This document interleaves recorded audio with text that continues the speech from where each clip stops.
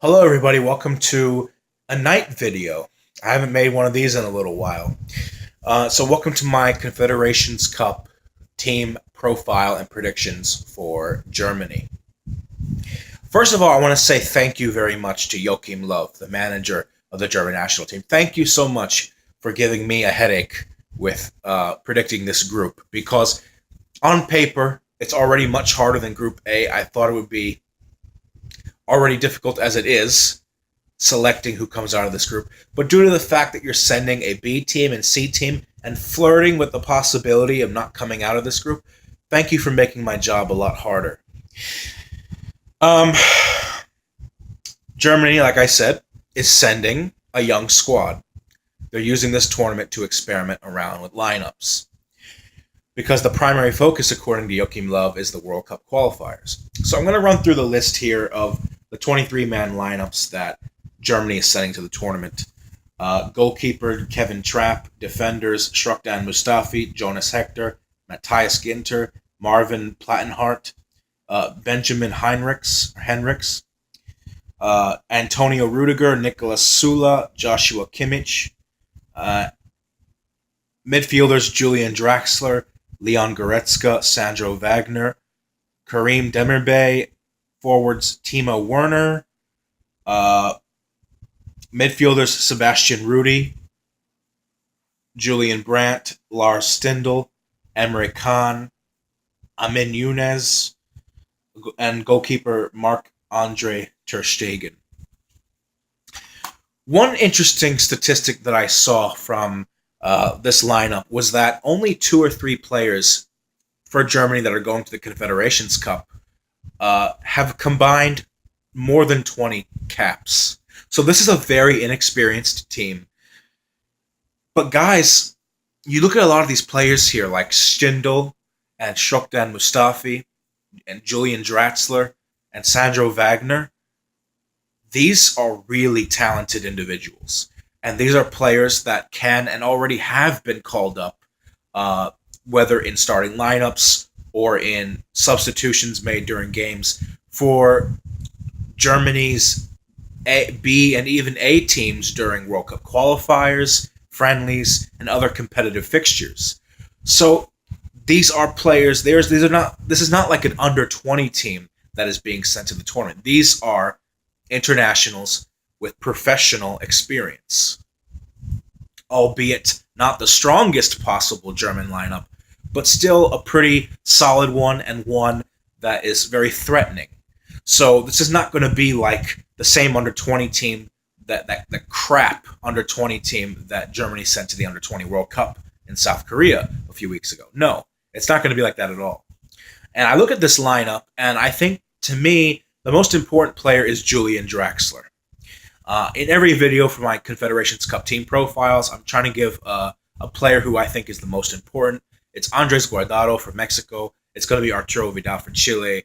Chris Wood for New Zealand. Don't remember who I said for the other teams, but I think Draxler here will be the most important for Germany because I just think he has the right blend of experience with some of the more regular starters of the German national team, as well as the fact that he's a young talent. He has played with Müller, Götze, Neuer, Ozil, Khedira.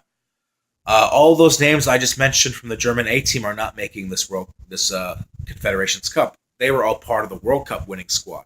But you also have another player, Matthias Ginter, in this lineup, who was part of the 2014 World Cup winning German squad. So this is not a depleted German team. This is still a very strong one. So, going through Germany's group,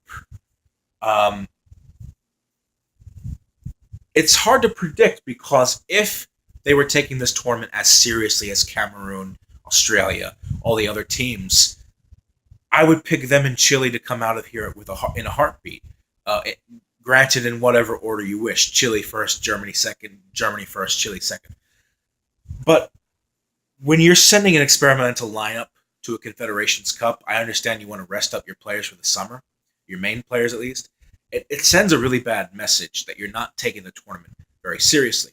And it adds the extra motivation to your opponents in the group. You look at teams like Australia and Cameroon, they don't have any other focus at all this summer. This is a resurgent, strong Cameroon side under new management, Hugo Bruce. Cameroon's sort of going through an African renaissance lately after being in the wilderness for the last 15 years. Australia, who in recent years also they've had Germany's number. They've been performing very well against Germany ever since the end of the 2010 World Cup. They got destroyed by Germany at the 2010 World Cup, but in recent competitive fixtures and in friendlies, Australia has kind of had Germany's number, and Germany's not sending their strongest team into a group, in my opinion, that is tougher than Group A, which consists of Russia and New Zealand. So I really do feel that anyone in this group can come in second behind Chile. So I flirted with the idea of not picking Germany to come through this. But then I stopped myself and I said, hold on, wait a minute, hold on, Pharaoh, are you going to pick against the Germans? This is the most efficient, the most consistent footballing nation in world history. I didn't say the best, but the most efficient and the most consistency. Go check out my video on Germany, the most consistent footballing country in the world video that I made a while back. You'll see why. Underestimate Germany at your own peril, at your own mistake. Because arguably, hardly any other country in the world produces talent at the rate as Germany does. You could make a case for France and Brazil, but other than those two, I don't see anyone else that comes close to matching Germany. So, this is hard. But then I thought to myself, who am I being more disrespectful to? Am I being more disrespectful in thinking that a German B or C team might not do very well in this tournament? Or am I being more disrespectful to teams like Cameroon and Australia, who are sending their strongest squads to this tournament?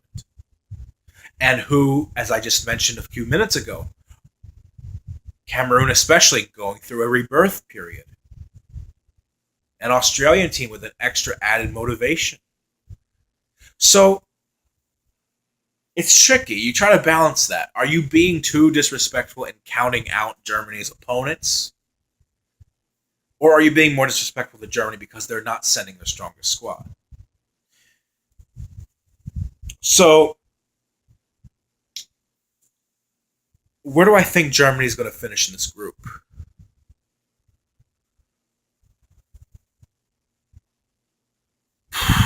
It's hard to call.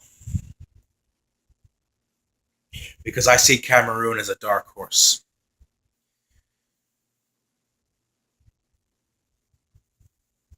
Am I really going to bet against them? I'm afraid to bet against this German team.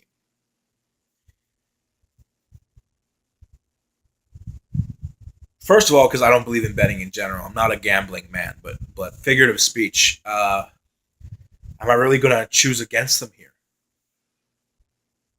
Or am I just going to rely on the fact that they are a big name team and just expect them to go through because Germany is Germany? I don't think I'm going to do that. No. No. I don't think Germany comes out of this group. I could be wrong, but I like being controversial. And I like making bold predictions. So where do I think Germany's going to finish? In Group B.